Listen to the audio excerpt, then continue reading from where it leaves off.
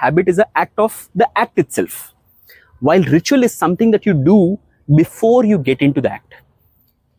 So it's an act that sets you up and sets you in the present while you get into something.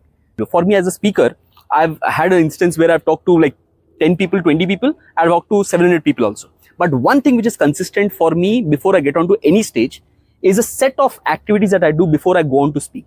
It's a grounding ritual where I say to myself, I'm not here to perform, I'm here to serve. I say these lines 3 times to myself before I go on to stage. And that takes off the entire pressure of entire performance or the pressure of failure and all those things. Because when you're serving, there's no failure ever. You're there to serve and that's what you're doing. And before I start to speak the first word, I have this habit of doing this. It's not a religious ritual. It's just that I've built this practice where I say purity from my heart to what I say. Just give me that purity with whatever performance, whatever practice, preparation I've done. At the end of it, it boils down to give me purity from my heart to what I'm saying.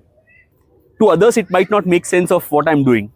But to me, it is a relevance of what I'm thinking before I'm getting into that act. And that's what rituals are.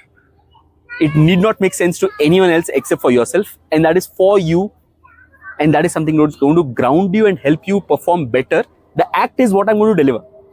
But this is something that will allow me to do that act well. So ask yourself with regard to the things that you're doing, can you build a certain set of sequence of things that you do? Because randomness will not allow your mind to settle down before the major act.